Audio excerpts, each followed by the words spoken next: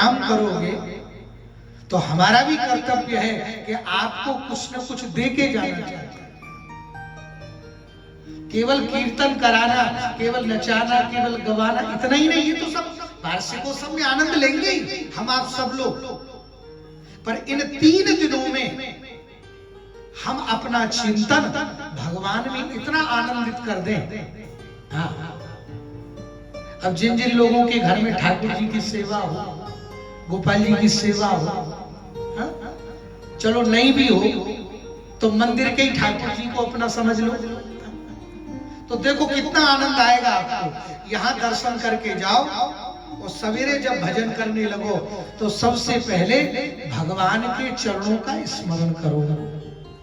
मेरी गारंटी है आपसे, कितने भी बड़े से बड़ा दुख क्यों ना हो, यदि आप भगवान के चरणों में 4 आयुधों का ध्यान करने लग जाइए, आयुध माने चिन्ह, उनके चरणों में आप 4 चिन्ह, वैसे 16 चिन्ह हैं भगवान के चरणों में, हाँ 9 एक में, दाएं में और बाकी के बाएं में, 16 चिन्ह है भगवान के चरणों में, पर 16 याद नहीं रहेंगे।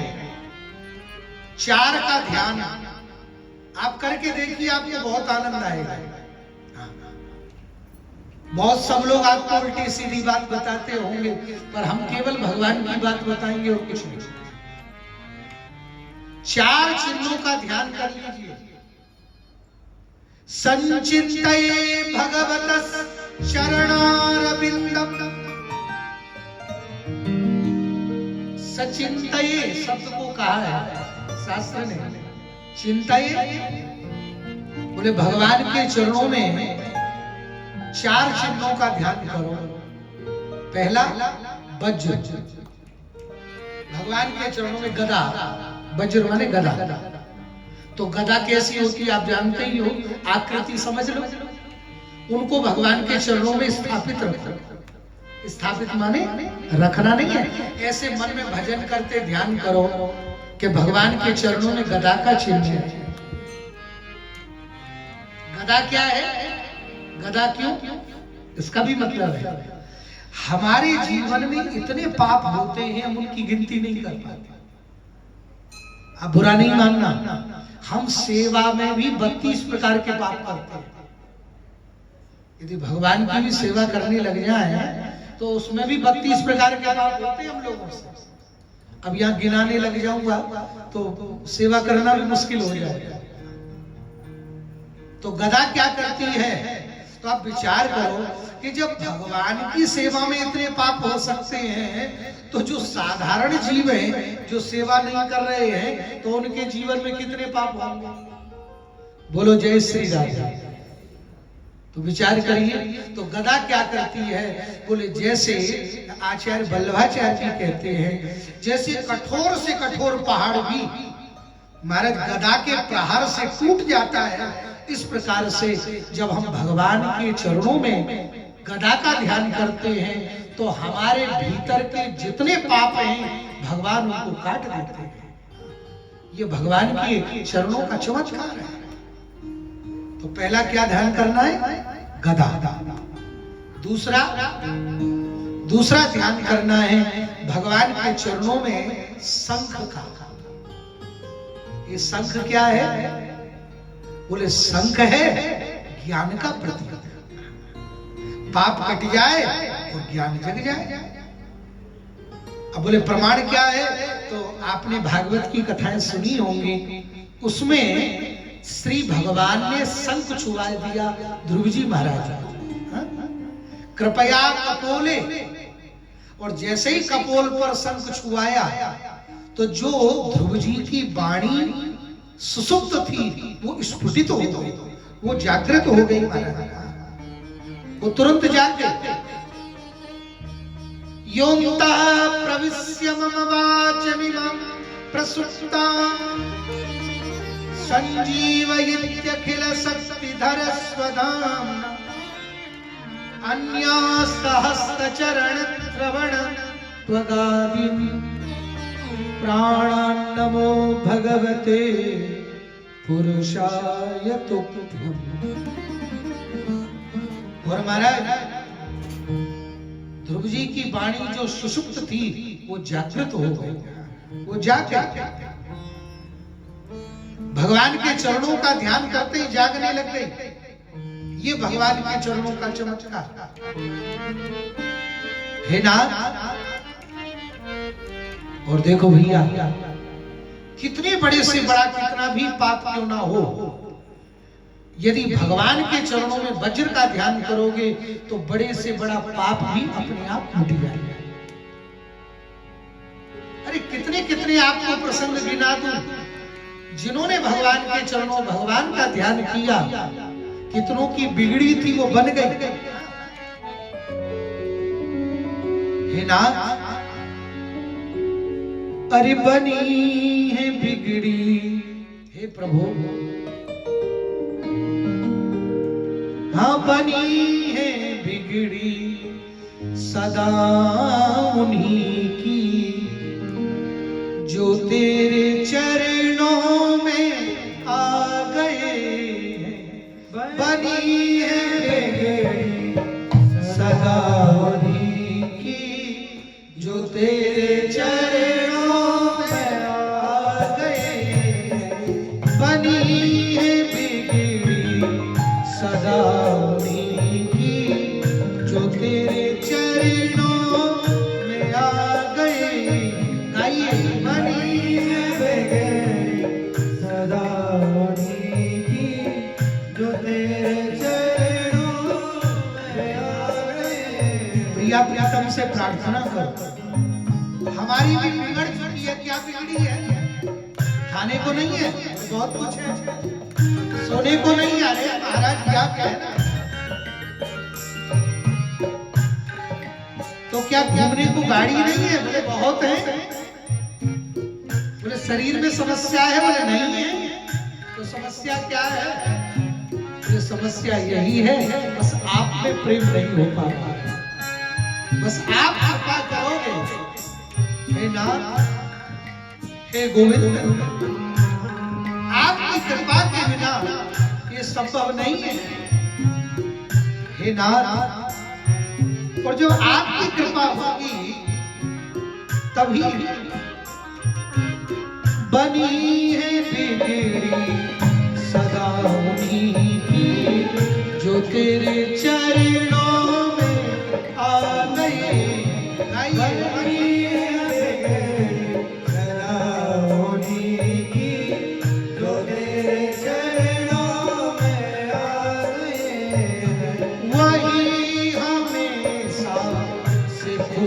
रहे हैं वही हमेशा से खुश, सभी गाइए वही हमेशा से खुश रहे हैं, वही हमेशा से खुश रहे हैं जो तेरे चरणों में आ गए हैं।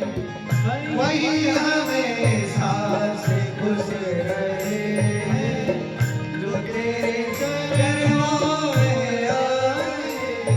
हाँ बनी है बिगड़ी सदा उन्हीं की जो तेरे चरणों में आ गए हैं। बनी है बिगड़ी सदा उन्हीं की जो तेरे चरणों में आ गए हैं।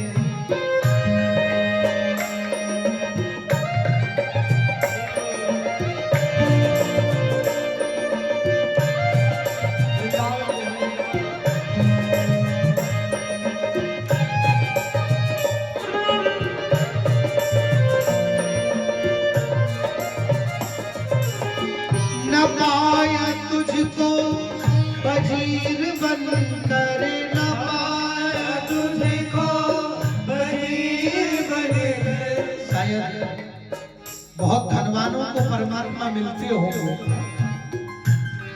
शायद बहुत धन देने से भगवान हमको मिलते हो।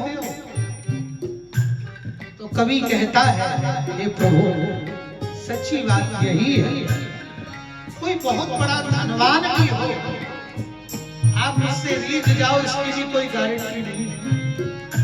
न पाया तुझको वजीर बनकर, न पाया तुझको वजीर बनकर, न पाया तुझको फकीर बनकर, न पाया तुझको फकीर बनकर। शायद कपड़े रखने से परमात्मा मिलते होंगे, नहीं।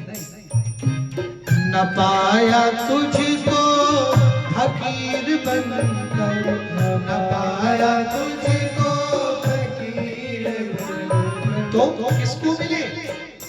हाँ उन्हीं को दर्शन हुए तेरे, उन्हीं को दर्शन हुए तेरे, जो तेरे चरणों में आ गए, उन्हीं को दर्शन हुए तेरे, जो तेरे चरणों में आ गए। हाँ बनी है बिगड़ी सदा उन्हीं की, जो तेरे चरणों में आ गए, बनी है बिगड़ी सदा उन्हीं की, जो तेरे चरणों में आ गए।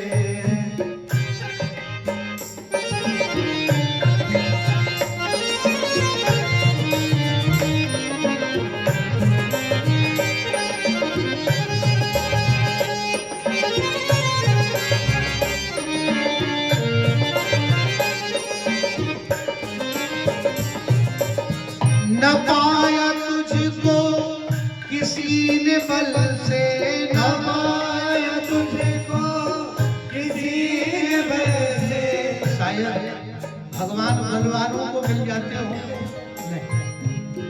न पाया तुझको किसी ने बल से, न पाया तुझको किसी बल से। न पाया तुझको किसी ने छल से, न पाया तुझको किसी छल से। वही परम पद को पा गए हैं, वही परम पद को पा गए, जो तेरे चरणों में आ गए, वही परम पद को पा गए, जो तेरे चरणों में आ गए।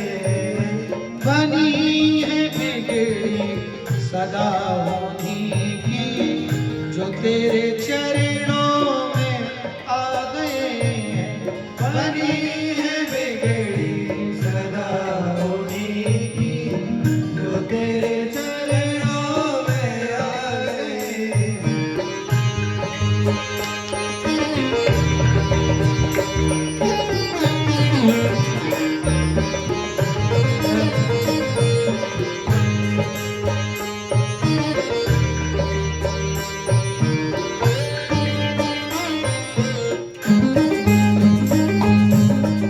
किसी ने जग में करी भलाई, किसी ने जग में करी भलाई, किसी ने जग में करी बुराई, किसी ने जग में करी बुराई। कृपा वही तेरी पा गए हैं, कृपा वही तेरी पा गए, हाँ कृपा वही तेरी पा गए हैं, कृपा वही तेरी पा गए, जो तेरे चरणों में आ गए हैं, जो तेरे चरणों में आ गए। बनी है बिगड़ी सदा उन्हीं की, बनी है बिगड़ी सदा उन्हीं की, जो तेरे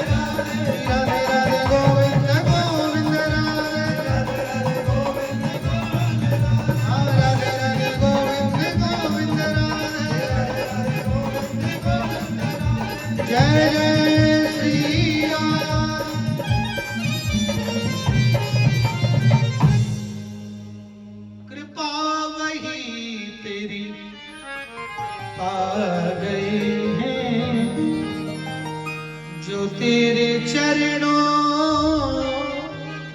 में आ गए।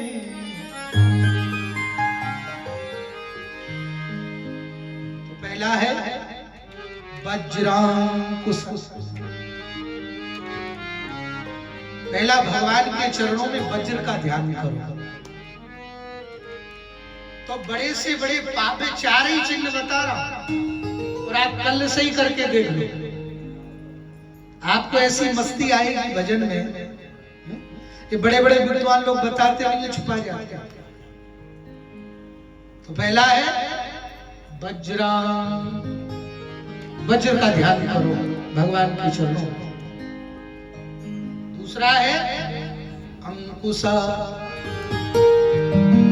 अंकुश जानते हैं ना, पीलवान हाथी चलाने वाला रखता है हाथ, वो अंकुश। तो जिन लोगों ने देखा होगा तो आगे से टेढ़ा होता है, आगे से भाला इतना ही बड़ा होता, ज्यादा बड़ा नहीं होता। हाँ। पूरा सीधा आगे भाला जैसा, ऐसे दो तरह से होता है। पीलवान ऐसे भी मारता है, ऐसे भी मारता है, माने सीधा भी और टेढ़ा भी। तो दूसरा चिन्ह है भगवान के चरणों में अंकुश। दो तरह से अंकुश कई क्यों का भाला ही कह दे। भाला टेढ़ा नहीं हो पाता है, पर हमारे अंकुश में टेढ़ापन भी होता है और भालापन भी होता है। ये मन भी भैया इतना टेढ़ा है। हाँ, महाराज इस टेढ़े को समझाने के लिए अंकुश टेढ़े की जरूरत पड़ती है कि कबीर यह मन लालची। कबीर जी कहते हैं कि कबीर यह मन लालची और समझे नहीं गमार। वो मन को समझाओ पर नहीं समझता। अरे भैया भजन कर ले कि कबीर यह मन लालची समझे नहीं गमार। भजन करने को आलसी और भोजन को होशियार। सवेरे जगो तो जगते ही भगवान नाम का स्मरण हो गए, पर सबसे पहले जगते ही टी का स्मरण हो गए। बेड टी आ जाए तब तो आंख खोले, तब हमारी शौच आदि क्रिया हो। बिना उसके शौच क्रिया भी नहीं होती। कभी कभी मैं सोचता हूं कि महाराज हम लोगों के शरीर कैसे हो गए, विचार करो। नंदगांव में आज भी हम लोगों की जब सेवा आती है तो आपसे सत्य कहता हूं, महाराज सवेरे 4 बजे पहुंच जाते हैं स्नान कर। 12 बजे तक महाराज भोजन का भी ध्यान नहीं रहता, भूख ही नहीं लगती। क्यों नहीं लगती? और यदि हम ऐसे ही अपने घरों में रहे तो महाराज 12 बजे तक 2 बार तो जप ही लेंगे। कभी कुछ खाएंगे, कभी कुछ खाएंगे, और वहां सेवा में बिल्कुल स्मरण ही नहीं होता। क्यों नहीं होता? बुरा नहीं मानना, पहले सब घरों में बहुत सेवाएं होती थी। आज भी सेवा हो रही है, पर महाराज आज जो है मन पदार्थों में है, मन भोगों में है, ठाकुर जी में नहीं। यदि ठाकुर जी में मन हो जाए तो महाराज वस्तुओं का याद ही नहीं रहेगा। सच्ची कह रहा हूं मैं आपसे। वहां हम लोग ऐसे सेवा में लग जाते हैं, महाराज याद ही नहीं रहता कुछ। वहां लाला के सिवाय और कुछ दिखे ही नहीं। इसलिए विचार करिए। तो दूसरा है अंकुश। ये मन बड़ा लालची है, बहुत भागता है। तो अंकुश की तरह ये जब पड़ेगा ठाकुर जी के चरणों में ध्यान लगेगा तो ये मन चाहे जितना भटके, ठाकुर जी का अंकुश हमें खींच ले। मेरी वाणी नहीं है, नारद जी की वाणी। नारद जी पद्म पुराण में कहते हैं स्पष्ट, ये रे भगवंती चरणौ सर्व दुख विनाशनम। जो भगवान के चरणों का ध्यान करने लग जाए उसके सारे दुखों की निवृत्ति अपने आप हो जाती है। बोलो जय श्री राम। इसलिए दूसरा है अंकुश, तीसरा है बोले भगवान के चरणों में संग जो ज्ञान की प्राप्ति कराता है, और चौथा है ध्वजा। ध्वजा बोले महाराज ध्वजा का ध्यान क्यों किया गया? केवल 4 का ध्यान कर लेना। ध्वजा, ध्वजा कौन है? बोले ध्वजा की एक महिमा है। जैसे आप जगन्नाथ जी चले जाओ तो जगन्नाथ जी में हमारे कितनी बार ध्वजा बदल जाती है और ध्वजा विपरीत दिशा में बहती है। जगन्नाथ जी जैसी ध्वजा कहीं नहीं है महाराज। पूरे विश्व में श्री जगन्नाथ जी जैसी ध्वजा कहीं नहीं। उसके 2 कारण हैं। एक तो ध्वजा इतनी दिव्य है, और इस ध्वजा की एक और विशेषता है, बहुत लोगों को ये बात पता नहीं। क्या विशेषता है? आज हम लोग भाई जिंदगी भर मेहनत करते हैं, घर बनवाते हैं, खूब बढ़िया घर बनवाए और घर में खूब वास किया, और फिर भी महाराज मन नहीं लगता, उच्चाटन होता है। तो पंडित जी के पास गए, पंडित जी क्या करें? पंडित जी बोले घर दिखाओ। और घर पहुंचे, पंडित जी अरे तुम्हारे घर में तो वास्तु का दोष है। अब बताओ क्या करें? मकान तोड़े? अरे 50 साल मेहनत करी तब तो मकान बनाया। अब महाराज पूरा मकान तोड़ो तब वास्तु, अब हर घर में वास्तु की दिक्कत है। अब बताओ क्या करें? तो महाराज आप वहां चले जाइए, वहां के जो जोशी और मैंने इसका अनुभव किया है। मैंने आपको पहले कहा मैं जो बताऊंगा वो अनुभवी बात बताऊंगा। तो जगन्नाथ जी की ध्वजा में ये शक्ति है, जो झंडा वहां से उतर आते हैं नीचे, वो वहां दुकानों पे मिल जाते हैं आप, और हर साइज का झंडा मिलता है, छोटा भी बड़ा भी।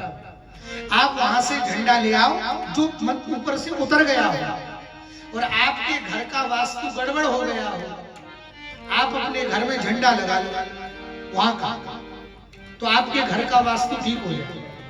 हाँ, ये चमत्कारी बात बता रहा हूं। आप कहोगे केवल सुनी, नहीं नहीं, मैंने अपने घर में भी लगा रखा है। अब ब्रजवासी तो ऐसे ही ना कोई वास्तु देखे ना कुछ देखे, सब बना दिए। तो हमारे पंडित जी आए, बोले महाराज वास्तु गड़बड़ है आपके घर का। तो हमने कहा भाई घर तो न टूटे, तो वास्तु कहां से सुधरे? तो जगन्नाथ जी कथा करी तो वहां के पंडा जी ने झंडा दे दिया, और एक और झंडा दे दिया। एक भक्त थे त्रिलोकचंद जी, उन्होंने भी दे दिए। सो महाराज वो घर में लगा लिया, और भगवत कृपा से उससे बड़ी शांति। ये जगन्नाथ जी के झंडे का चमत्कार है। अब इस बात को भगवान के चरणों में ध्यान करो। क्या बोले वास्तु घर का बिगड़े तो हमने जगन्नाथ जी का झंडा लगा लिया, तो अब हम भगवान के चरणों में क्या झंडा का क्यों ध्यान करें? क्योंकि भैया हमारे शरीर का वास्तु भी बिगड़ा है। ये शरीर क्या है? बोलिए शरीर भी तो महाराज घर ही है, हमारी जीव आत्मा का ये घर नहीं है तो और क्या है? आप विचार करो, है? हमारे शरीर भी तो घर ही है जीव आत्मा का। अब इसका वास्तु कहाँ बिगड़ा है? कभी सिर में दर्द, कभी ब्लड प्रेशर, कभी डायबिटीज, कभी कुछ, कभी पैर में दर्द, कभी पेट में दर्द। कहीं दर्द नहीं है तो मानसिक बीमारी, मन से परेशानी। तो क्या करें? आहा, तो शास्त्र कहता है भगवान के ध्वजा भजन करने में भगवान के चरणों में ध्वजा का ध्यान करो। तो जैसे वहां झंडा लगाने से आपके घर का वास्तु सुधर जाता है, ऐसे ही अपने ध्यान में यदि हम भगवान के चरणों में ध्वजा का ध्यान करेंगे तो तुम्हारी देह का भी वास्तु सुधर जाएगा, तुम्हारा देह भी सही हो जाएगा। इसलिए भैया भगवान, अच्छा आप विचार करो, ये बड़े बड़े महात्माओं को देखो तो ये कितने चमकते क्यों हैं? ये कोई ज्यादा खाते हैं क्या? लोगों को लगता है अरे महाराज ये तो खूब बादाम पिस्ता खाते हो, ऐसा कुछ नहीं है। हाँ, हम लोगों का रहना सहना आप लोग देख लो तो आप आश्चर्य कर जाओगे।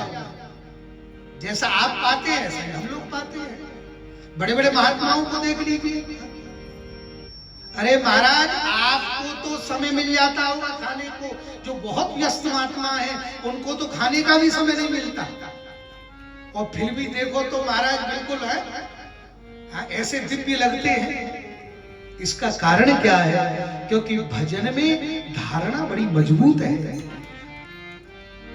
हमारे गुरुजी कहा करते थे, हाँ, जब भागवत जी पढ़ाते थे तो कहते थे व्यक्ति सुंदर दो ही रूप से बन सकता है। दो रूप से देखो, पहले तो ये जो श्रृंगार का परिधान था वो माताओं पर था, 16 श्रृंगार माताओं के लिए कहे गए। पहले ब्यूटी पार्लर तो माताओं के लिए बने थे, अब तो पुरुषों के लिए भी बन गए। मैं नोएडा में, महाराज नोएडा में गया तो वहाँ एक मॉल नया बना था, उसके मैनेजर जानकार थे, वो ले गए। उसमें हम गए तो एक सैलून देखा महाराज, उसमें एक आदमी घिसवा रहा था अपने मुंह को।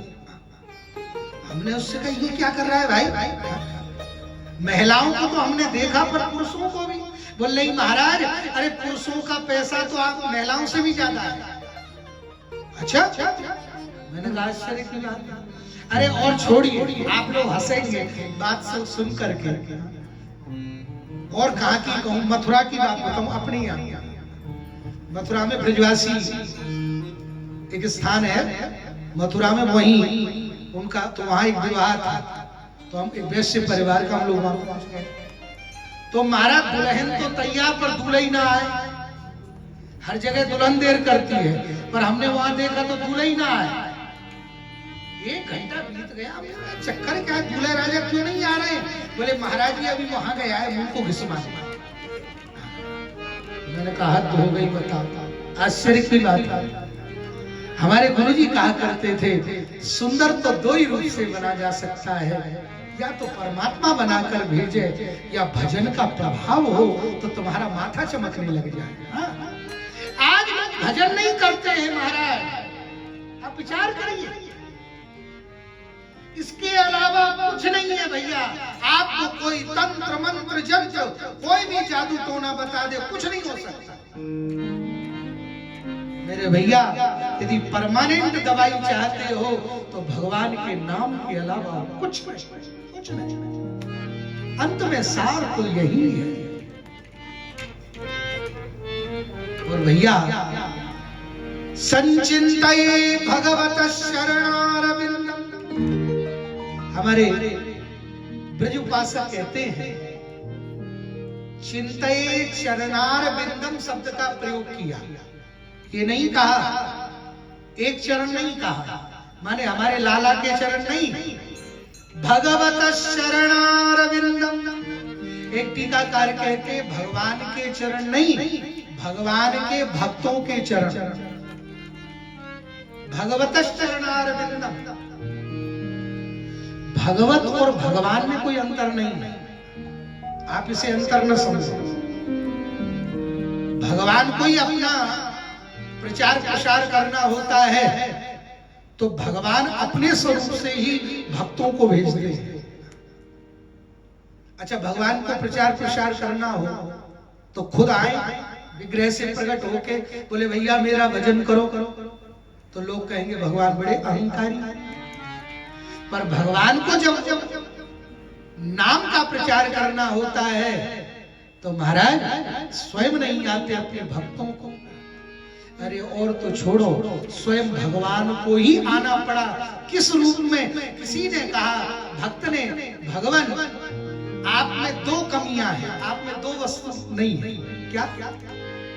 एक वस्तु तो आप अपना प्रचार स्वयं नहीं कर सकते, दूसरा आप अपने नाम की महिमा खुद नहीं बता सकते कि नाम की महिमा क्या है। तो भगवान बोले भैया कैसे होगा? बोले जब आपको भक्त के रूप में आना पड़ेगा तभी आप जान पाओगे इस नाम की महिमा क्या है और भक्त की महिमा क्या है। तो भगवान कलयुग में महाराज उसी नाम और उसी लीला को जानने के लिए भगवान ने हर युग में सब वस्तु को जाना, पर भगवान नाम की महिमा को नहीं समझ पाए और भक्ति की महिमा को नहीं समझ पाए। तो भगवान चैतन्य महाप्रभु के रूप में पधारे और उस रूप में आकर के आपने उस लीला का संवरण किया।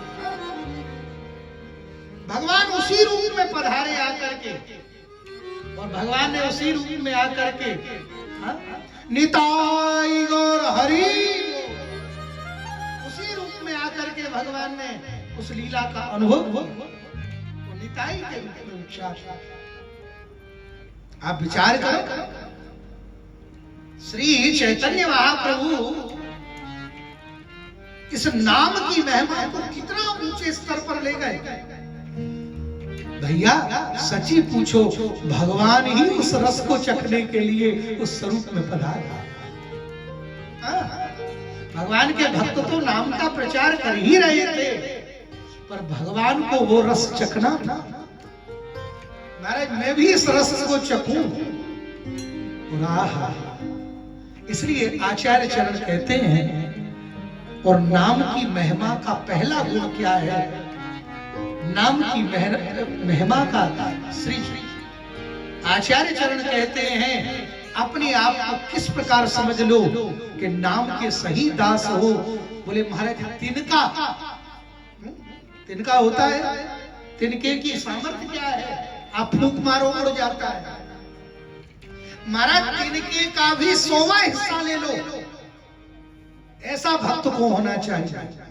तिनके का 100वां हिस्सा ले लो, इतना हल्का, माने इतना नम्र होना चाहिए भक्त को। अब विचार करो, हम लोग क्या भक्ति करें?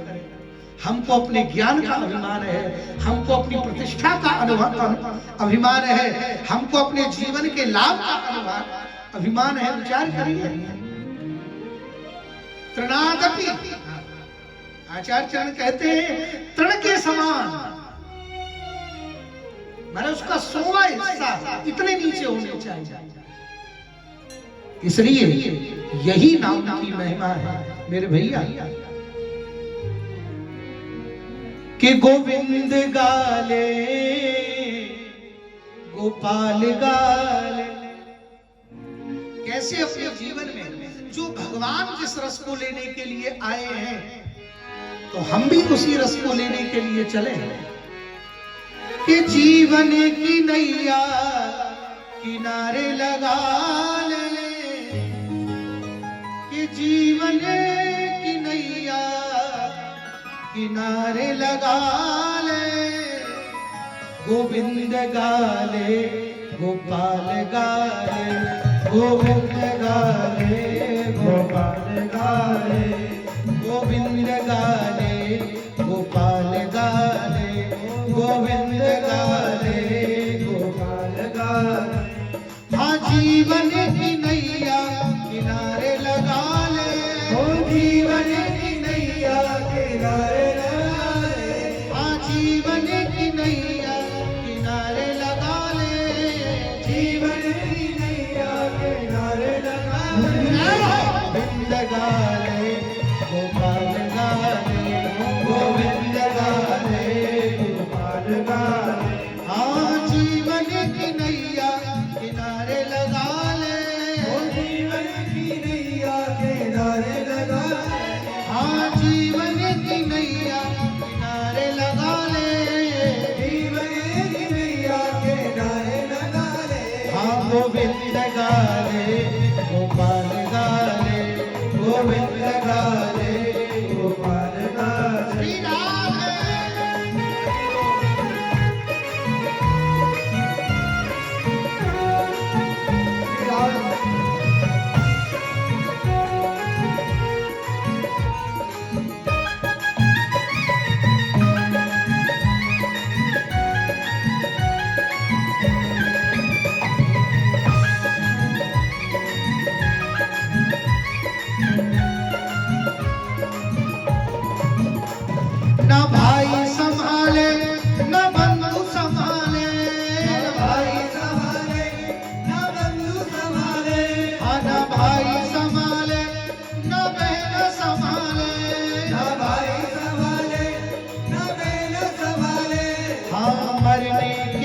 बाद तुझे घर से निकाले, हाँ मरने के बाद तुझे घर से निकाले। जो आज तेरे तेरे अपने हैं, वही महाराज 2-4-6 घंटा रखने में भी भारी होता है, जल्दी निकालो। अरे मरने के बाद तुझे घर से निकाले, हाँ मरने के बाद तुझे घर से निकाले। श्री गोविंद गाले गोपाल गाले, गोविंद गाले गोपाल गाले। हाँ जीवन की नैया किनारे लगा ले, ओ जीवन की नैया किनारे लगा ले। हाँ जीवन की नैया किनारे लगा ले, ओ जीवन की नैया किनारे लगा ले। हाँ गोविंद गाले गोपाल गाले, गोविंद गाले गोपाल गाले। हाँ गोविंद गाले गोपाल गाले, गोविंद गाले गोपाल गाले। श्री राम है।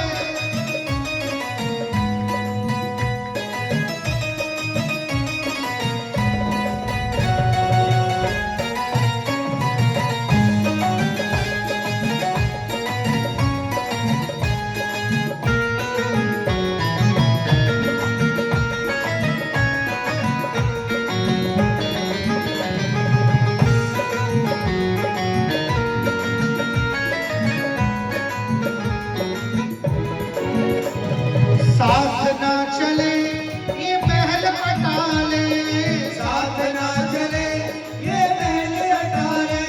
हाँ साथ ना चले ये महल पटाले, साथ ना चले ये महल अटारे। एक दिन पड़ेगा अग्नि के हवाले, एक दिन पड़ेगा अग्नि के हवाले। हाँ एक दिन पड़ेगा अग्नि के हवाले, हाँ एक दिन पड़ेगा अग्नि के हवाले। हाँ गोविंद गाले गोपाल गाले, गोविंद गाले गोपाल गाले। हाँ जीवन की नैया किनारे लगा ले, जीवन की नैया किनारे लगा ले। हाँ जीवन की नैया किनारे लगा ले, ओ जीवन की नैया किनारे लगा ले। हाँ गोविंद गाले गोपाल गाले, गोविंद गाले गोपाल गाले। हाँ गोविंद गाले गोपाल गाले, गोविंद गाले गोपाल गाले।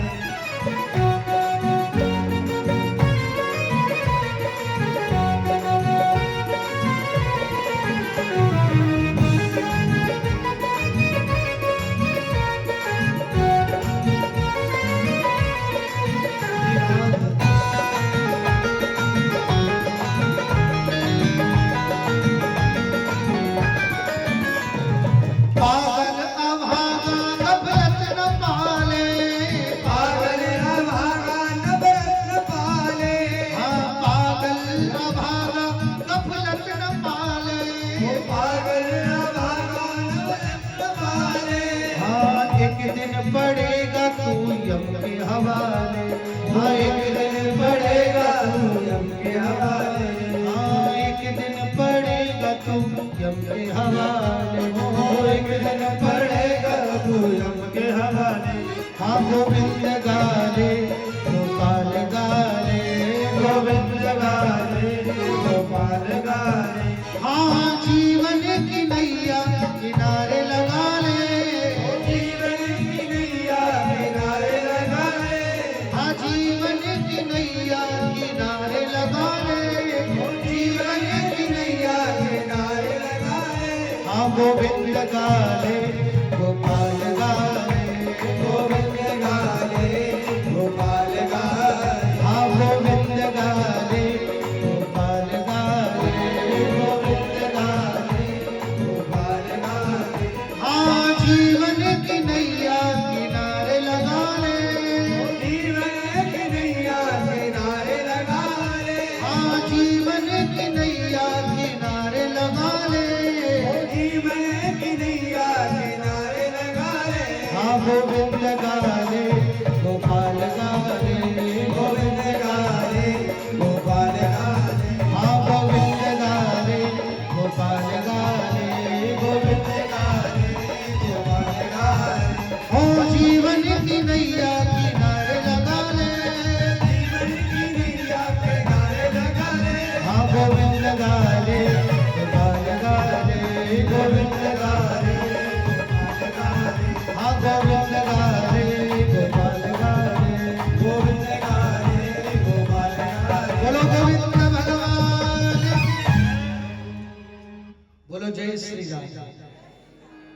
इसलिए भगवान के चरणों का ध्यान करते हुए इन 4 वस्तुओं का ध्यान करना शुरू कीजिए और फिर भगवान के धीरे धीरे भगवान के चरणों का, फिर भगवान की कटी का, फिर भगवान की नाभि का, फिर भगवान के वक्षस्थल का।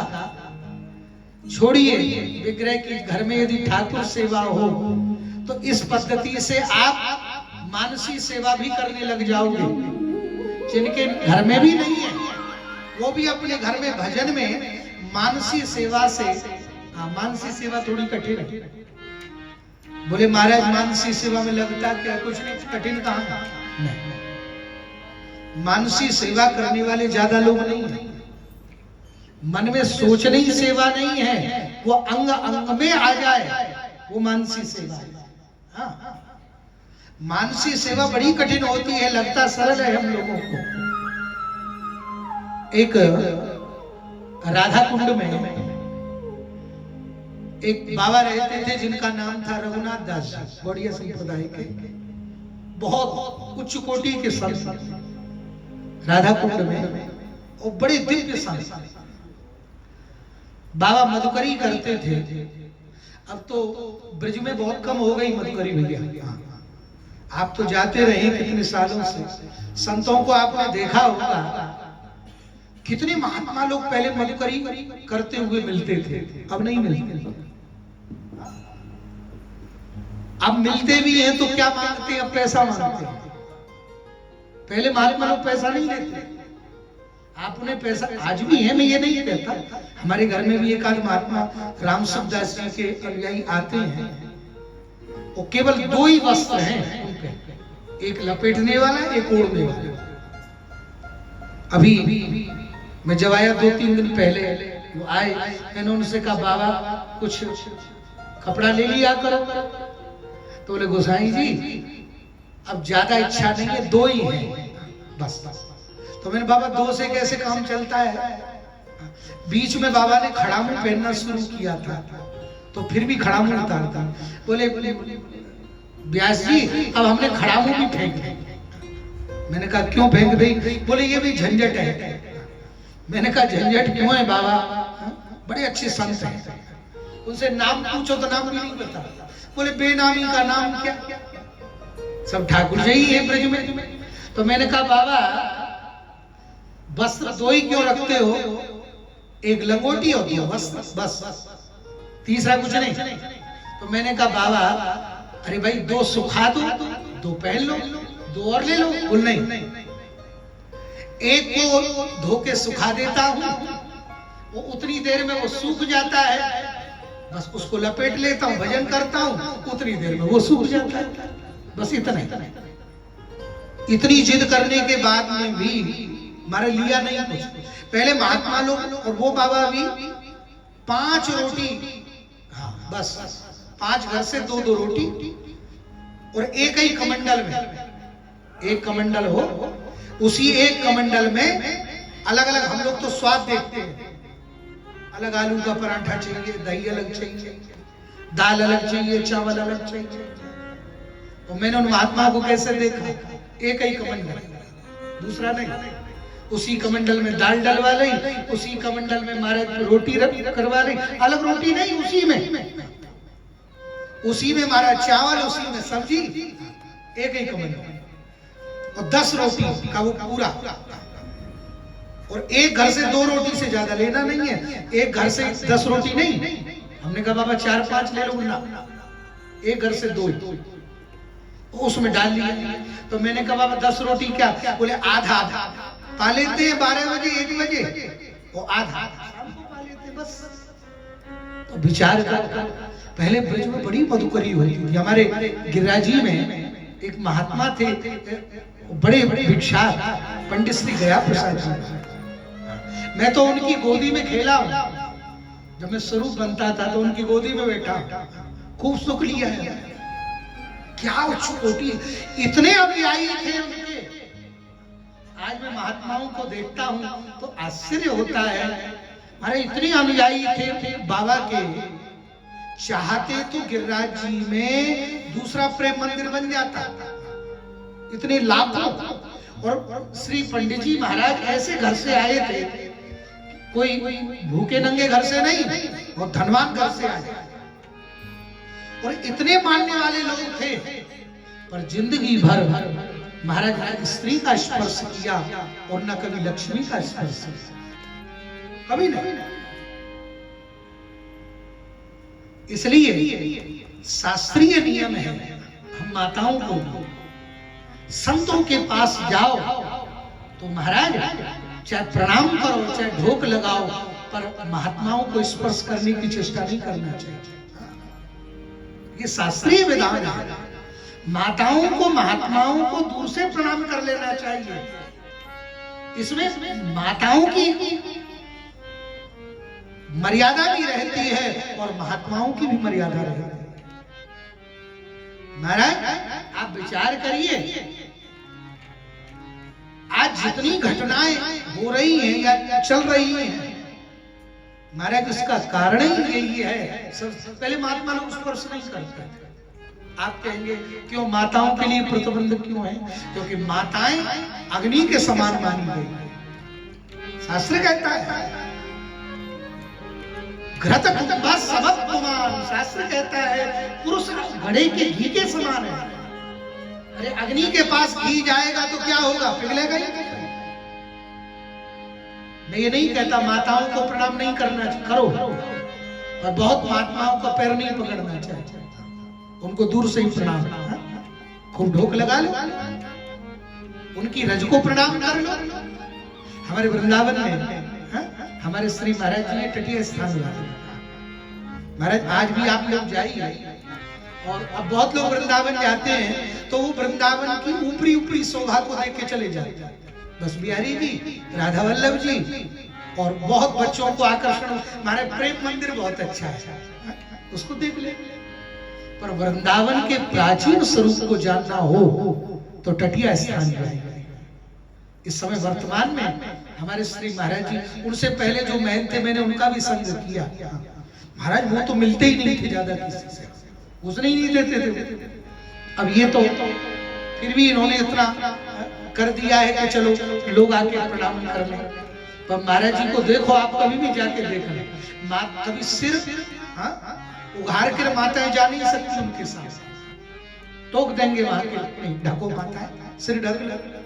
विचार करिए कितनी मर्यादाएं होती थी। और महाराज जी ज्यादा नहीं देखते, चाहे जो माता है, अच्छा बेटा कहां से आए हो, अच्छा प्रसाद पाओ, जाओ जाओ, रोकते नहीं। क्यों? क्योंकि भैया व्यक्ति संत अपने से नहीं जोड़ता, संत तुम्हें परमात्मा से जोड़ता है। संत वही होगा जो तुम्हें ठाकुर से जोड़ेगा, जो अपने से जोड़ेगा। वो क्या, ये देह तो एक दिन खत्म हो जाना है, शाश्वत तो केवल परमात्मा है। ऐसे ही हमारे राधा कुंड के महात्मा थे श्री रघुनाथ दास जी महाराज, बड़े उच्च। और बाबा का भोजन क्या था? मधुकरी आए और बाबा कुछ सब्जी वब्जी कुछ नहीं खाते थे, ना मीठा ना, बस एक गिलास एक लोटा मट्ठा पीते थे, छाछ। बस बाबा का यही नियम था। पर बाबा मानसी सेवा करते थे, ये प्रत्यक्ष की घटना की बात है, इसी कलयुग की बात है। और बाबा बस मानसी सेवा करते, और मानसी सेवा में कैसे? बस भजन करने लग जाते, बोले श्री प्रिया प्रीतम को मैं जगा रहा हूँ, श्री प्रिया प्रीतम को मैं स्नान करा रहा, प्रिया प्रीतम को इत्र लगा रहा, प्रिया प्रीतम को श्रृंगार। और बाबा की आंखों से अनवरत अश्रु बिंदु टपकते रहे, अनवरत।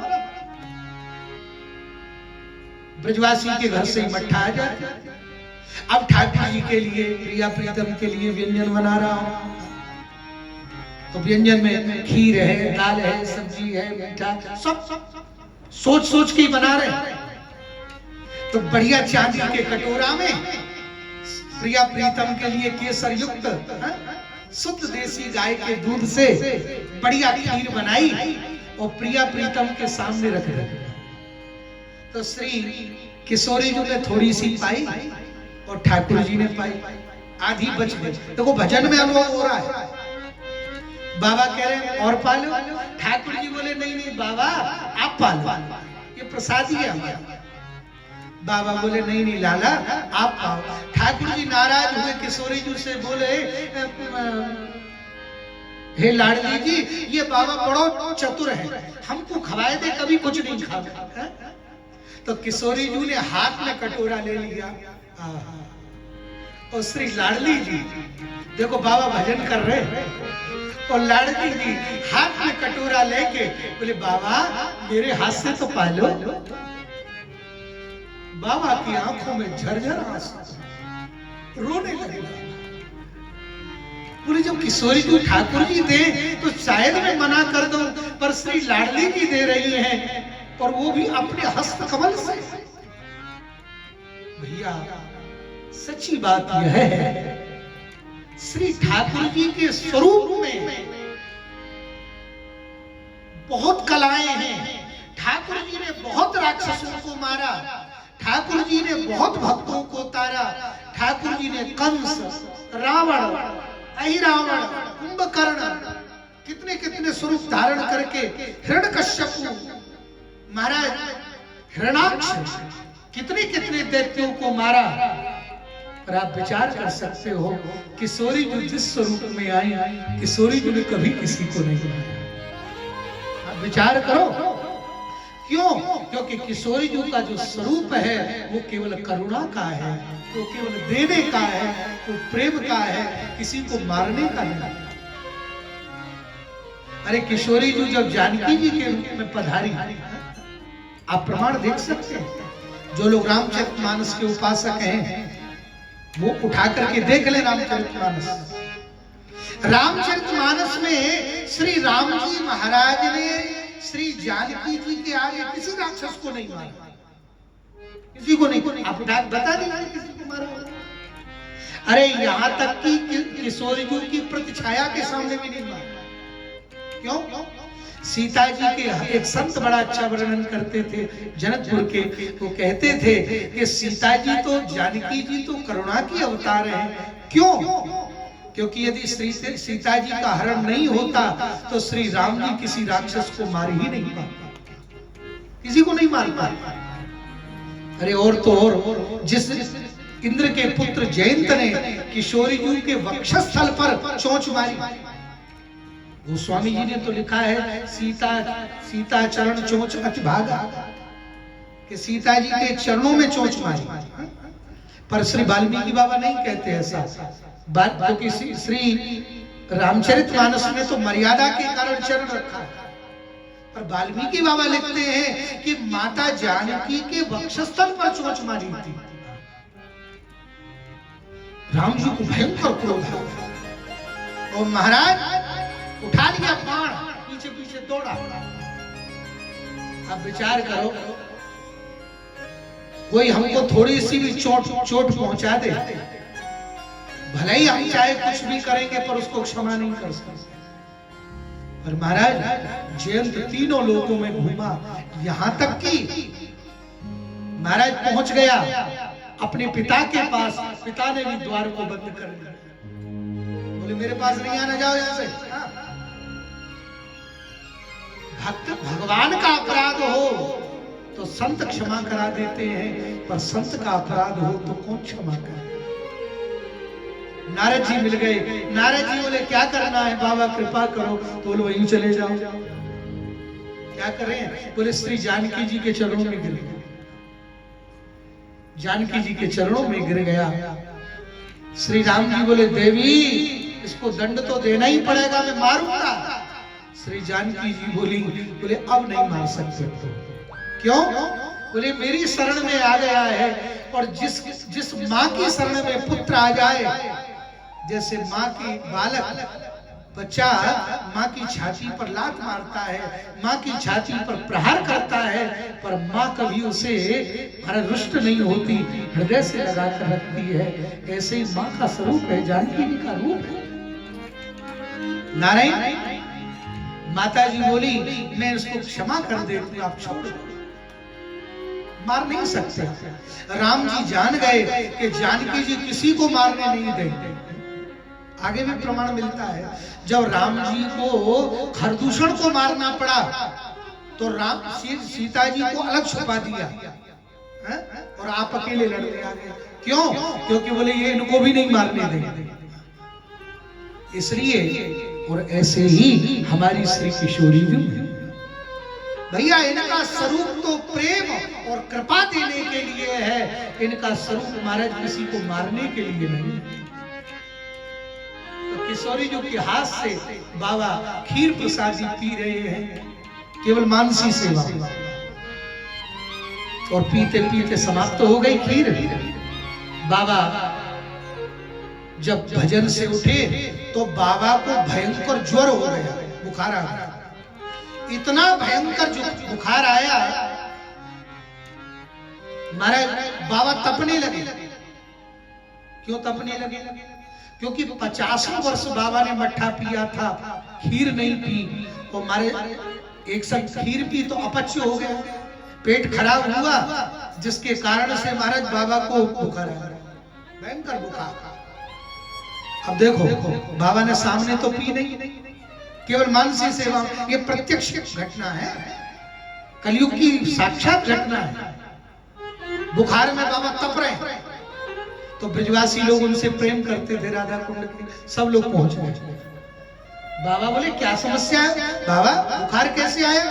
अब बाबा चुप, कुछ बोले। तो उसी समय पर श्री गोसाई विठल नाथ जी विराजते थे जतिपुरा में, तो उनका राज वैद था, नाड़ी वैद। पहले नाड़ी, आज भी है, ज्यादा नहीं है, पहले नाड़ी वैद बहुत होते थे।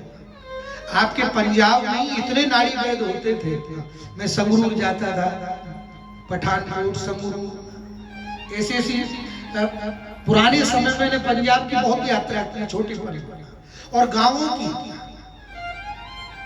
महाराज ऐसे ऐसे गांव, जालंधर के पास सिद्धमा दोना, ऐसे ऐसे गांव थे, तो मैंने ऐसे ऐसे वहां वैद मिलते थे महाराज, जो नाड़ी देखे वो तुरंत बता देते थे, ये बीमारी है, ये समस्या है, तुम्हारे पेट में ये दिक्कत है, सब तुरंत।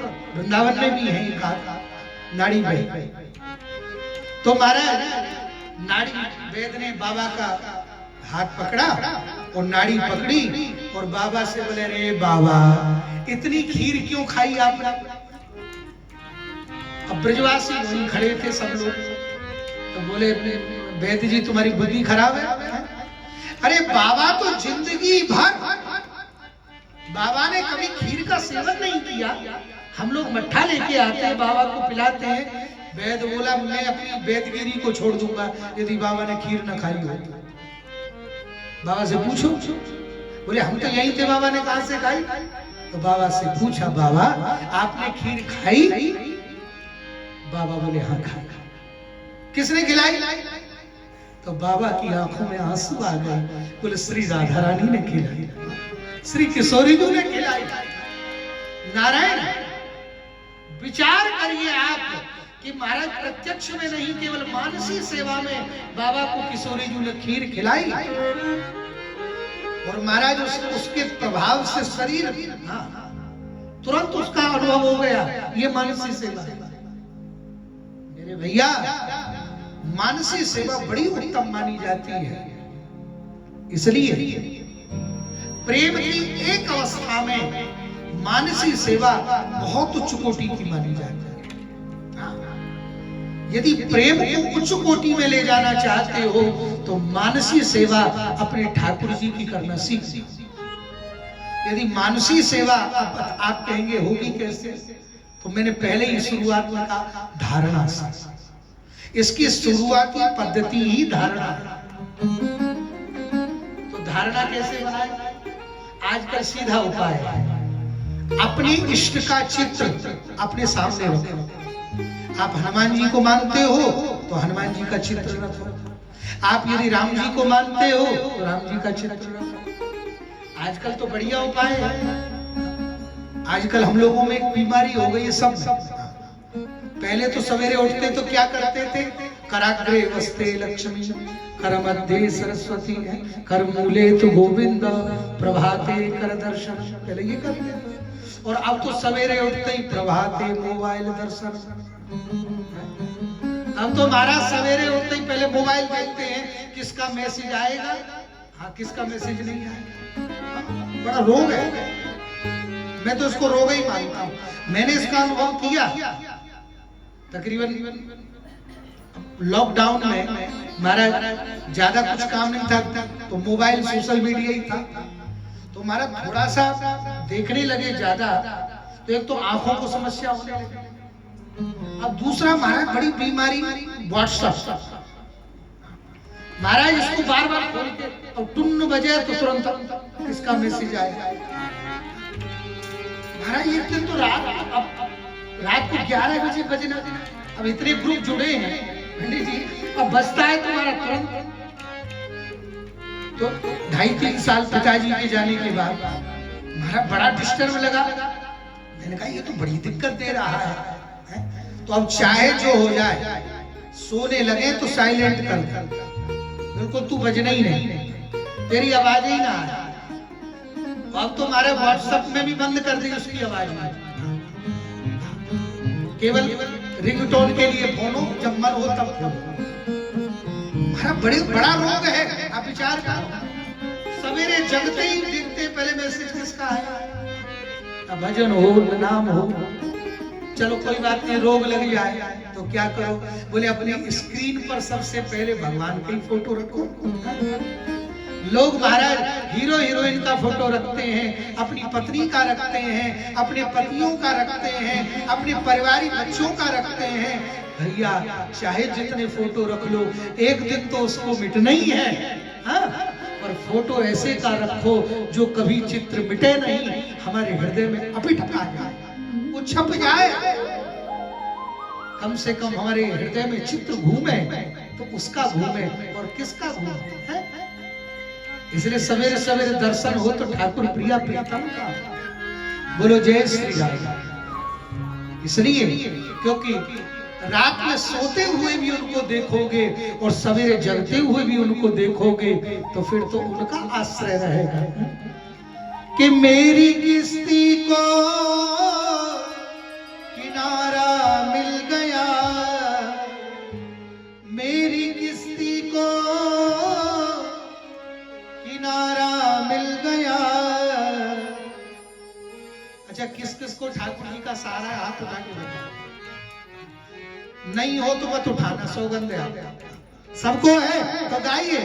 मेरी किस्ती को किनारा मिल गया, मुझको माधव का सहारा मिल गया, मुझको माधव का सहारा मिल गया, मुझको माधव का सहारा मिल गया। गाइए, मुझको माधव का सहारा मिल गया। हाँ, मेरी किस्ती को किनारा मिल गया, मेरी किस्ती को किनारा मिल गया, मुझको माधव का सहारा मिल गया, मुझको माधव का सहारा मिल गया। श्री राधे।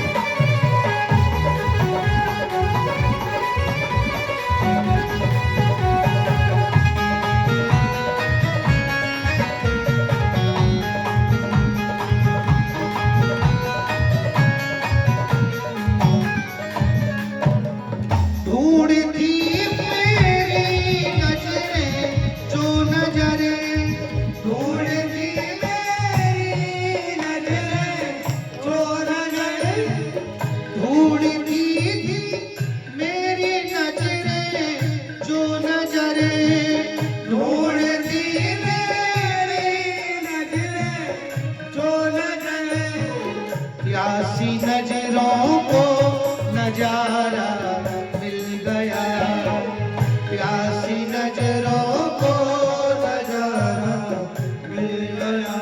हाँ, मेरी किस्ती को किनारा मिल गया, मेरी किस्ती को किनारा मिल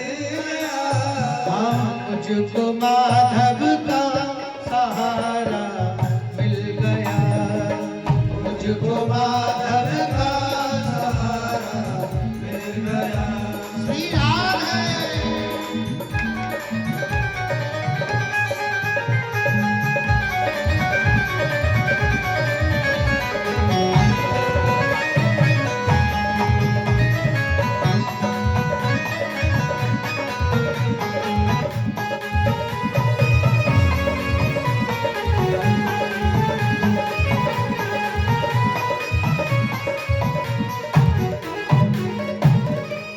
मैं किसी के द्वार जाऊं किस लिए, मैं किसी के द्वार जाऊं किस लिए।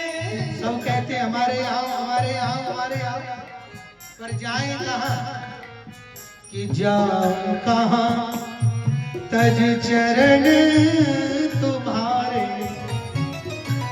मैं आपके चरणों को छोड़कर जाऊं कहाँ, मैं किसी के द्वार जाऊं किस लिए, मैं किसी के द्वार जाऊं किस लिए। मुझको मोहन का द्वारा मिल गया, मुझको मोहन का द्वारा मिल गया। हाँ मेरी किस्ती को किनारा मिल गया, मेरी किस्ती को किनारा मिल गया। मुझको माधव का सहारा मिल गया, मुझको माधव का सहारा मिल गया।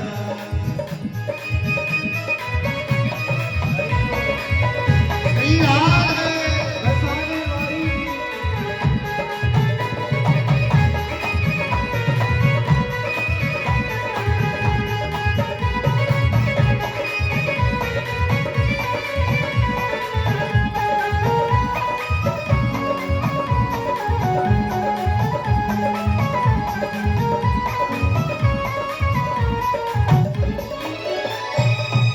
क्यों करूं चिंता भला संसार की, क्यों करूं चिंता भला संसार की।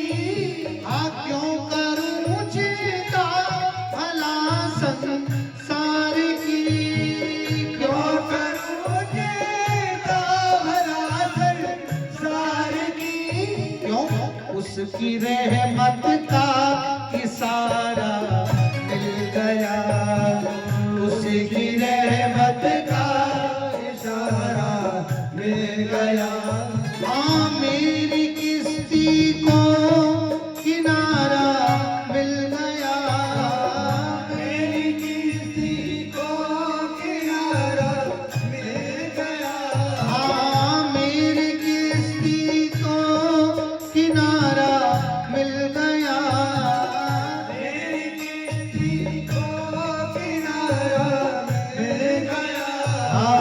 मुझको माधव का सहारा मिल गया, मुझको माधव का सहारा मिल गया। श्री राधे।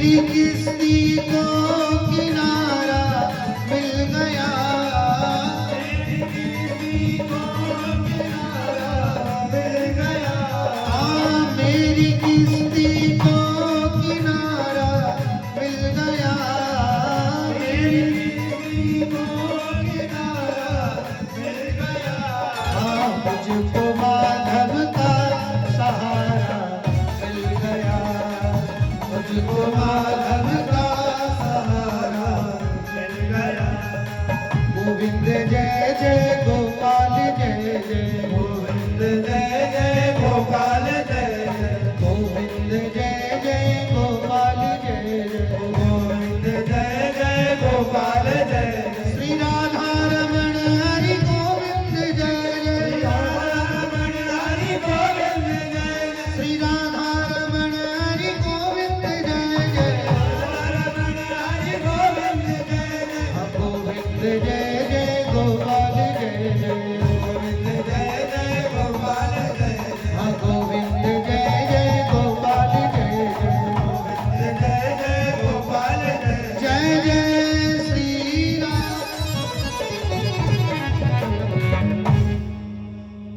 बोले श्री राधा माधव सरकार की जय हो।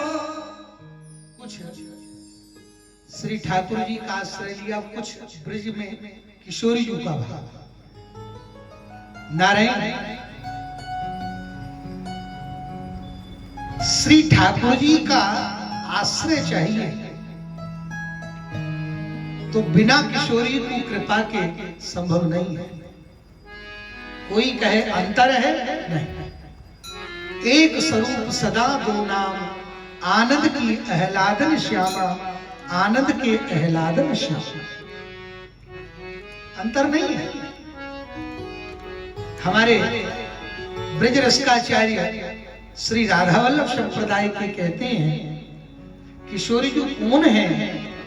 बोले श्री कृष्ण का प्रेम ही श्री राधा है। अभी बड़ा विवाद हुआ श्री किशोरी जी के ऊपर। सच्ची पूछो, जिन्होंने जो विवाद किया, जो संवाद किया, क्या किशोरी जी के नाम की या किशोरी जी के धाम की या किशोरी जी की महिमाओं की कोई हानि हुई? नहीं। क्यों? क्योंकि भैया प्रेम की कोई हानि नहीं। और श्री किशोरी जी क्या है? बोले श्री किशोरी जी प्रेम ही तो है। ब्रजमंडल में यदि आचार्यों की दृष्टि से आप किशोरी जी का स्वरूप समझना चाहें तो ब्रजमंडल में किशोरी जी के हर स्थान पर अलग अलग स्वरूप है। हाँ, वृंदावन में किशोरी जी युगल रूप में नहीं है। लोग कहते हैं वृंदावन में युगल उपासना नहीं। वृंदावन में युगल उपासना राधा रानी की है ही नहीं। और कभी वृंदावन में जाना तो युगल उपासक के रूप में किशोरी जी को देखना ही नहीं। तो किस रूप में देखे? बोले श्री किशोरी जी वृंदावन में गुरु के रूप में बैठे। श्री राधा रानी वृंदावन में गुरु रूप में प्रतिष्ठित है। चाहे जिसका कोई गुरु क्यों ना हो, पर यदि वृंदावन जा रहे हो और कृष्ण प्राप्ति करना चाहते हो, भक्ति प्रेम प्राप्त करना चाहते हो, तो किशोरी जी के गुरु रूप में तुमको प्रतिष्ठित करना ही पड़ेगा। उसके बिना संभव नहीं है। आप कहेंगे प्रमाण बताइए, तो आप वृंदावन के जितने ठाकुर हैं पुराने उनको देखो। बिहारी जी जाओ तो बिहारी जी में ठाकुर जी का विग्रह मिलेगा, राधा रानी का विग्रह है। बगल में गद्दी बनी है, बगल में ही गद्दी बनी है। गुसाई लोग उसी गद्दी का श्रृंगार करते हैं। बिहारी जी के बगल में भी है। और वहां भी गद्दी का छवि नहीं है राधा रानी की। बगल में ही चले जाओ राधा वल्लभ जी, तो राधा वल्लभ जी में ठाकुर जी का स्वरूप तो है, पर राधा रानी की गद्दी बनी है। गद्दी का ही श्रृंगार होता है। राधा रमन लाल चले जाओ, है तो छोटे से ठाकुर, पर महाराज बड़े चमत्कारी और बड़े लीलाधारी, बड़े लीलाधारी हैं। जैसे बिहारी जी राधा वल्लभ जी बड़े लीलाधारी हैं, ऐसे श्री राधा रमण दास जी भी बड़े लीलाधारी हैं। अभी मैं महाराज देख रहा था एक वीडियो चित्र, उसमें एक में तो राधा रमण जी के दांत नहीं दिखाई दे रहे हैं और एक में राधा रमण जी की दंतावली दिखाई दे रही है। बड़े लीलाधारी है। मेरे पास भैया ऐसे शालिग्राम में है। अभी तो ये 3 दिन का प्रोग्राम था, इसलिए थोड़ी शुद्धि अशुद्धि की समस्या होती है। साप्ताहिक क्रम में रखते हैं उनको, कथा के क्रम में, पर 1-2 दिन के प्रोग्राम हो तो नहीं ले जाते क्योंकि व्यवस्था का चक्कर रहता है। तो ऐसे शालिग्राम भी है मेरे पास। खूब सेवा करते हैं हम लोग, महाराज खूब रिगड़ते हैं तो शालिग्राम में कुछ नहीं दिखाई देता है। और कहो तो महाराज ज्यादा सेवा भी नहीं करी और स्वर्ण उनमें चिन्ह दिखाई देने लग जाते अपने आप। और कहो तो महाराज कितनी भी कोशिश करें नहीं दिखाई देती। हाँ? ऐसे शालिग्राम भी नंदगांव में भी है, वो आज भी हैं जो लाला ने अपने मुंह में रख लिए थे। एक दिन नंद बाबा सेवा कर रहे थे ठाकुर जी की और शालिग्राम भगवान की, और लाला पधारे। श्री ठाकुर जी घुटमन चलते चलते बाबा के सामने शालिग्राम देके समझे गुलाब जामुन है। सोई महाराज शालिग्राम जी को उठा के मुंह में रख लिया और दांतों से दबा दिया। बाबा बोले अरे मेरे भगवान कहाँ है? तो लाला के मुंह फूल रहा था गाल। क्यों रे भगवान तेरे मुंह में? बोले हूं क्या कर रहा हो सची बता। मारा खींच के निकाले। तो आज भी वो शालिग्राम जी नंदगांव में है, उनमें ठाकुर जी के दांत बने हुए हैं। तो महाराज बड़े अद्भुत हैं। बिहारी जी में भी एक बड़ी विशेषता है। जैसे श्री राधा रमण लाल जी में है, ऐसे बिहारी जी में भी है। बिहारी जी की विशेष क्या है? बिहारी जी के अंगों में सबसे गौर से देखना। अब तो खैर भीड़ इतनी होती है कि देखना ही मुश्किल है। अब तो जाओ तो पीछे से 4 धक्का पड़े वहां पहुंचे। अब तो भीड़ ही इतनी होने लगी महाराज, हम लोगों की भी हिम्मत नहीं हो पाती है दर्शन के लिए। अपने जो गोसाई जी हैं उनसे हम पूछ लेते हैं, पहले वो बता देते हैं, बोले आज कम भीड़ है जल्दी आ जाओ। यदा कदा हो जाते हैं, पर इतनी भीड़ होने लगी। पहले नवरात्रि श्राद्ध ये जो पक्ष होते थे, वृंदावन के लोग बड़े सुखी रहते थे, दर्शन बहुत होते। अब नहीं रहते, अब महाराज परेशान। अब तो इतनी भीड़ होने लगी। पहले नवरात्रि और श्राद्ध में बहुत कम भीड़ होती, अब तो नवरात्रि श्राद्ध में भी होने लगे। अभी 2 दिन पहले इतनी वर्षा हो रही थी वृंदावन में, तो हमने सोचा कि वर्षा में तो भगत कम आएंगे और विद्या चले दर्शन करें आए, और विद्यापीठ चौराहे तक पहुंचे ही थे तो उल्टा ही लौटना पड़ा। तो महाराज इतनी लंबी लाइन, और गाड़ी वाले तो धन्य ही है।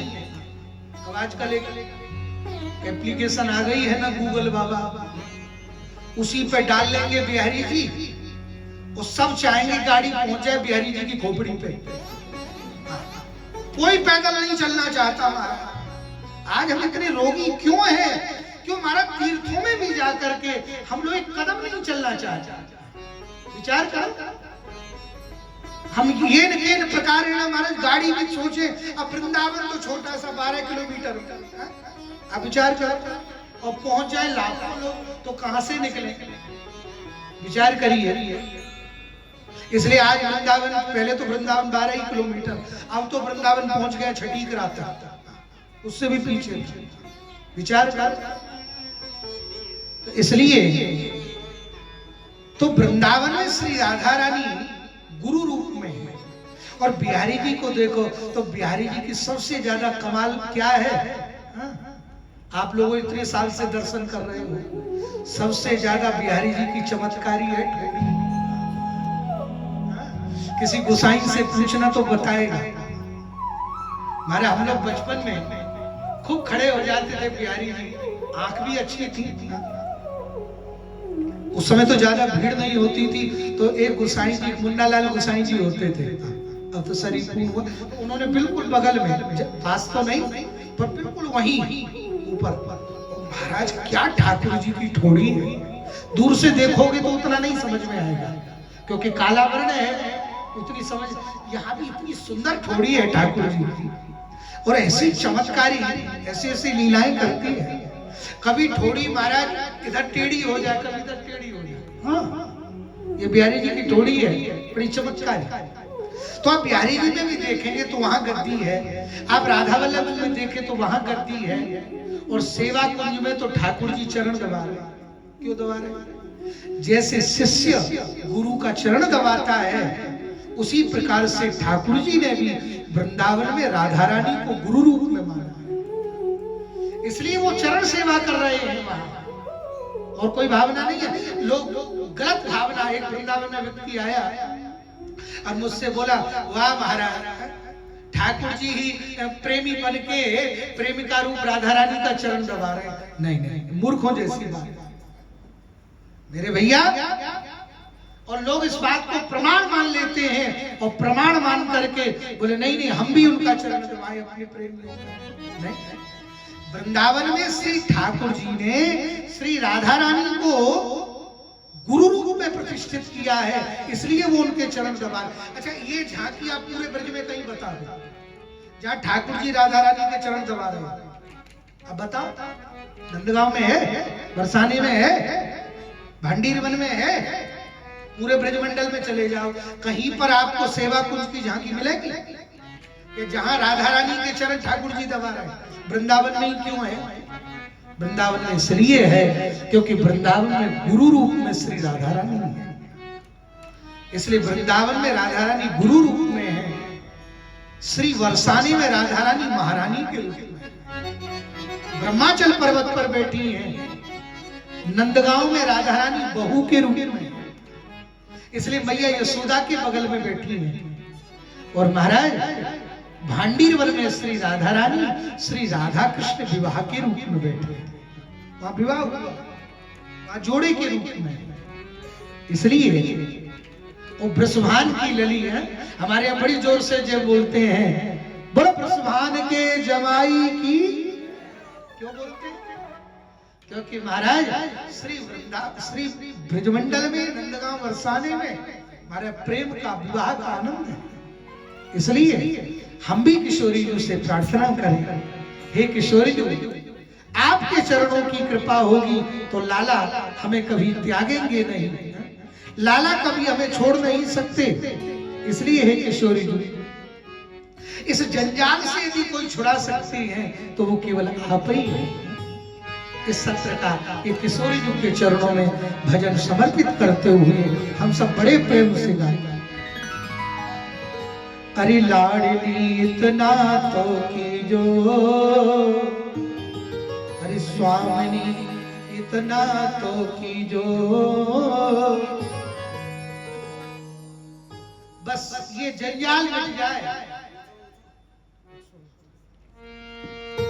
हे स्वामिनी, बस आप दया करो हमारे ऊपर। अरे स्वामिनी इतना तो कीजो, लाडली इतना तो कीजो, अरे जग जंजाल छुड़ाए बास बरसाने को दीजो, हो जग जंजाल छुड़ाए बास बरसाने को दीजो। देखो, अभी आपको मानसी कथा हमने सुनाई, तो बैठे चाहे यहीं 37 सेक्टर में हो, पर अपने मन को ले जाओ बरसाने में, और किशोरी जी से प्रार्थना करो, लाडली इतना तो कीजो, लाडली इतना तो कीजो, स्वामिनी इतना तो कीजो, स्वामिनी इतना तो कीजो, हर जग जंजाल छुड़ाए बास बरसाने को दीजो, हाँ जग जंजाल छुड़ाए बास बरसाने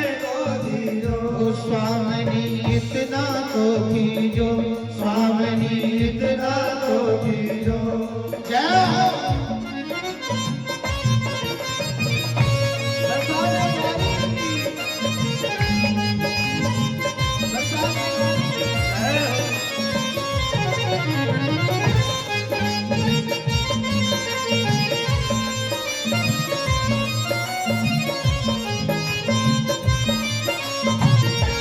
बरसाने में रह के क्या करोगे? अपनी मन की अभिलाषा रखो क्या? अरे भोर होत महलन में थारे सेवा में नित जाऊं। भोर होत महलन में थारे सेवा में नित जाऊं। हाँ मंगला के नित दर्शन पाऊं जीवन सफल बनाऊं। हाँ मंगला के नित दर्शन पाऊं जीवन सफल बनाऊं। हाँ मंगला के नित दर्शन पाऊं जीवन सफल बनाऊं। हाँ मंगला के नित दर्शन पाऊं जीवन सफल बनाऊं। और किशोरी मोर सेवा में रख दीजो। किशोरी मोर सेवा में रख दीजो। किशोरी मोर सेवा में लीजो। किशोरी मोर सेवा में लीजो। जग जंजाल छुड़ाए बास बरसाने को दीजो। हाँ जग जंजाल छुड़ाए बास बरसाने को दीजो। ओ स्वामी इतना तो कीजो। स्वामी इतना तो कीजो। हाँ जग जंजाल छुड़ाए बास बरसाने को दीजो। हाँ जग जंजाल छुड़ाए बास बरसाने को दीजो। स्वामी इतना तो कीजो। स्वामी इतना तो कीजो।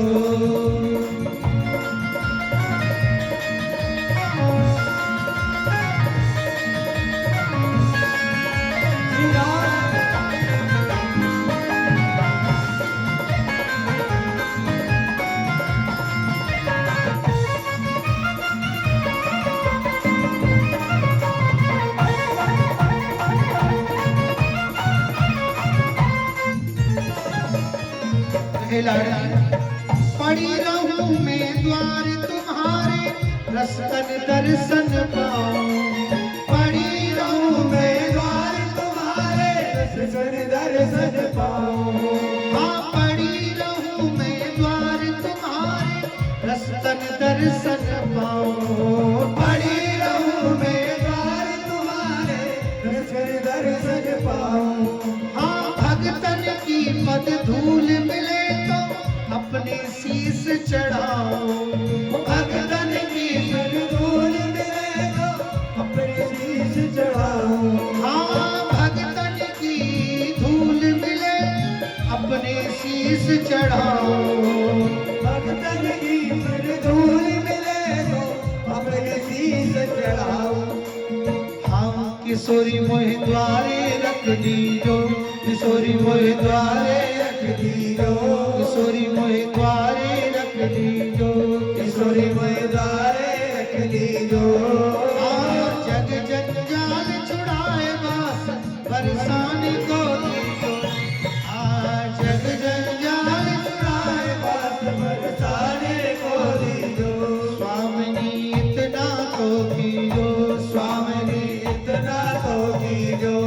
हाँ जग जंजाल छुड़ाए बास बरसाने को दीजो। हो जग जंजाल छुड़ाए बास बरसाने को दीजो।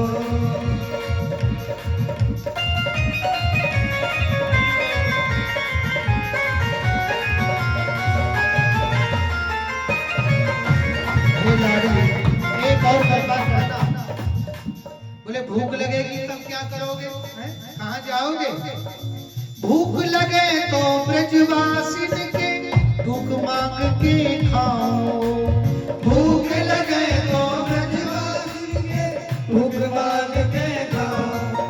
हाँ प्रभु प्रसादी श्री मेलन की कृपा होए तो पाओ। प्रभु प्रसादी श्री मेलन की कृपा होए तो पाओ। हाँ किशोरी मेरी विनय मान लीजो। किशोरी मेरी विनय मान लीजो। हाँ जग जंजाल छुड़ाए बास बरसाने को दीजो। हाँ जग जंजाल छुड़ाए बास बरसाने को दीजो। हाँ जग जंजाल छुड़ाए बास बरसाने को दीजो। जग जंजाल छुड़ाए बास बरसाने को एक दीजो। बार सब लोग अपने हृदय से, अपनी वाणी से श्री किशोरी जी का नाम जपते हुए एक बार धुनी लगाते हुए गाएंगे। श्री राधा श्री राधा श्री राधा श्री राधा श्री राधा श्री राधा श्री राधा श्री राधा श्री राधा राधा राधा राधा राधा राधा। अपने नेत्रों को बंद करके प्रिया प्रीतम का ध्यान करते हुए सब लोग मन को पहुंचा दीजिए उनके चरणों में और सब लोग आए। श्री राधा राधा राधा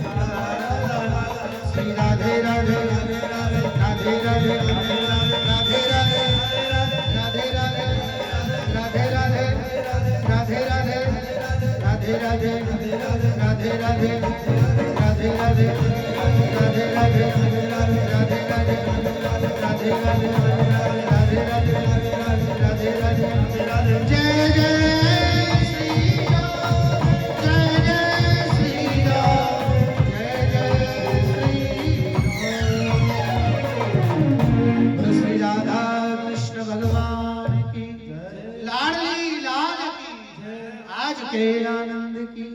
आज प्रथम दिन है इसलिए हाजिरी अपनी उनके चरणों में हमने लगाई।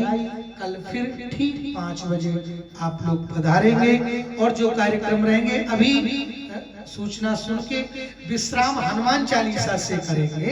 हमारा ये नियम है, जहाँ कहीं बोलते हैं विश्राम हम लोग हनुमान चालीसा से करते हैं। 5 मिनट ही लगेंगे क्योंकि हमारी आदि व्याधि क्योंकि